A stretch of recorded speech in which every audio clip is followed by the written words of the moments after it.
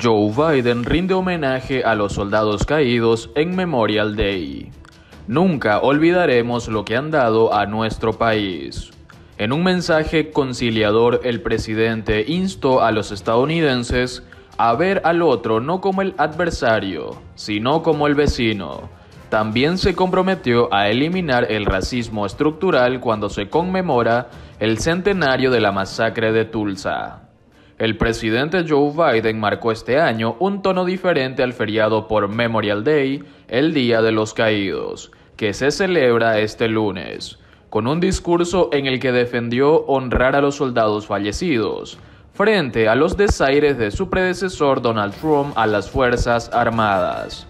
En su alocución en el Cementerio Nacional de Arlington, Biden afirmó que la manera en que se honre la memoria de los caídos determinará si la democracia perdura por largo tiempo.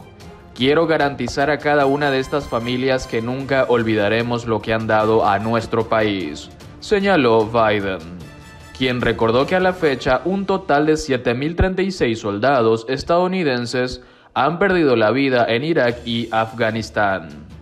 Mujeres y hombres, todos aquellos a los que honramos hoy, dieron sus vidas por su país, pero vivirán para siempre en nuestros corazones, siempre orgullosos, siempre honorables, siempre estadounidenses, agregó. El mandatario, quien hizo además alusión a su hijo Beau, veterano del ejército fallecido hace 5 años de un cáncer cerebral a los 46 años, siguió con una defensa de la democracia y de sus instituciones e hizo un llamado a la unidad de todos los estadounidenses. La empatía es el combustible de la democracia. Nuestra disposición a vernos los unos a los otros no como enemigos, sino como vecinos incluso si no estamos de acuerdo. Las críticas a Trump. El tono de Biden, que ha mostrado un mensaje conciliador, contrasta con el de Trump, que protagonizó desencuentros con las Fuerzas Armadas. En septiembre pasado, el exmandatario protagonizó una polémica después de que la revista The Atlantic publicara que en 2018 llamó perdedores y fracasados a los estadounidenses que murieron en la Primera Guerra Mundial, y aseguró que no entiende qué ganan los ciudadanos de su país al ir a combatir al extranjero. De acuerdo con ese artículo, en mayo de 2017, durante el Memorial Day, Trump visitó el cementerio de Arlington, junto a su entonces secretario de Seguridad Nacional, el general John Kelly, cuyo hijo Robert murió en combate en Afganistán. Frente a la tumba de Robert, Trump se volvió hacia John Kelly y le dijo, según la publicación, «No lo entiendo, ¿qué sacaban ellos con esto?». Las alegaciones vertidas por la revista fueron negadas por la Casa Blanca en aquel entonces. La masacre de Tulsa. Biden, que enfocó su mensaje de este lunes a superar la polarización, se comprometió a acabar con las raíces del racismo sistémico en el país, con motivo del centenario de la masacre de Tulsa, Oklahoma, ocurrida entre el 31 de mayo y el 1 de junio de 1921, que dejó decenas de muertos luego de que un grupo de hombres blancos atacaron y quemaron casas y negocios de personas negras en esa localidad. El suceso pasó años sin ser investigado y se desconoce el número exacto de muertos, aunque ahora los historiadores sitúan los fallecidos en al menos 300. Para conmemorar esta fecha, el mandatario publicó una proclamación presidencial en la que instó a los estadounidenses a reflexionar sobre las raíces profundas del terror racial y comprometerse con la eliminación del racismo sistémico. Biden recordó en el texto que familias y menores fueron asesinados a sangre fría y que unos 10.000 personas se quedaron sin techo. El presidente visitará este martes la ciudad de Tulsa para conmemorar este cementerio, donde se reunirá con algunos de los supervivientes de esta masacre.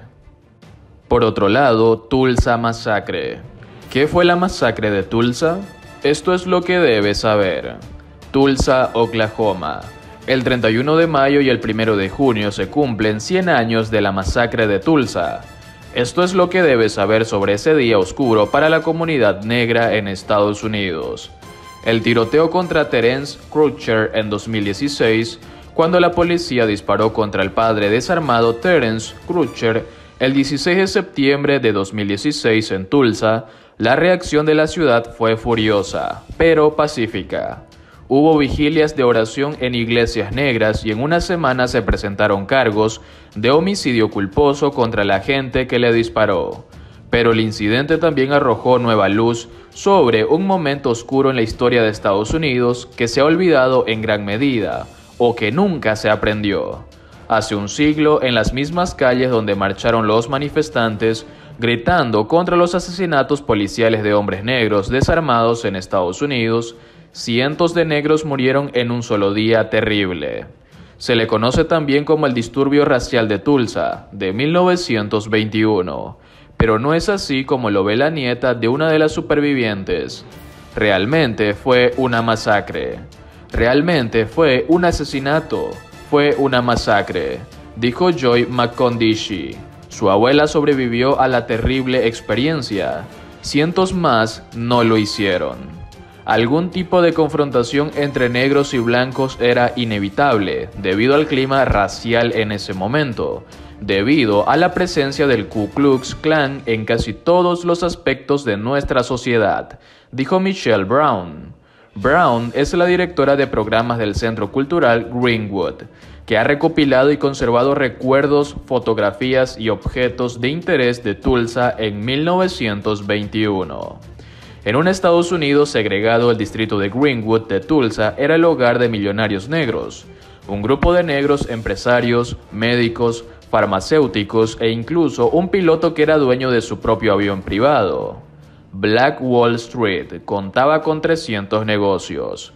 Black Wall Street contaba con más de 300 negocios propiedad de negros, incluidos 2 teatros. Según Brown, el éxito de los negros fue la fuente de fricción en la ciudad porque causó algo de envidia e ira entre los blancos que cuestionaron cómo se atreven esos negros a tener un piano de cola en su casa. ¿Y yo no tengo un piano en mi casa?, comenta. No todo el mundo estaba bien con eso, pero Tulsa se estaba convirtiendo rápidamente en un lugar de oportunidades para los negros que querían ganarse la vida. Lo que no sabían es que al final de la noche del 1 de junio de 1921, su vecindario sería diezmado. Los historiadores dicen que la chispa fue un encuentro entre una menor blanca de 17 años llamada Sarah Page y un hombre negro de 19 años llamado Dick Rowland. Dick Rowland trabajaba como lustrabotas en el centro de Tulsa, dijo Brown. Se podía ganar mucho dinero gracias a los ricos petroleros blancos que tenían dinero en efectivo para gastar. Eran finales de mayo. Cargos presionados después del incidente del ascensor. A Rowland, dijo Brown, se le había dado permiso para entrar al edificio Drexel, un establecimiento blanco para buscar agua y usar el baño cuando tenía mucho calor. Page trabajaba en ese edificio como ascensorista. Los dos se veían casi todos los días porque Rowland usaba el ascensor que operaba Page. Ese día el viaje no terminó tan silenciosamente como tantas veces antes. Este día en particular, después de que las puertas del ascensor se cerraron y Sarah Page y Dick Rowland estuvieron solos en el ascensor, unos momentos hubo un grito. Las puertas del ascensor se abrieron, Rowland corrió y luego fue arrestado. Y Page finalmente afirmó que fue agredida, dijo Brown. Otros relatos históricos dicen que Rowland se tropezó al salir del ascensor, agarró a Page del brazo, ella gritó y un testigo acudió a las autoridades. Page nunca presentó cargos, pero las autoridades lo hicieron. Y el daño estaba hecho. Al final del día, la rumorología decía que Page había sido violada.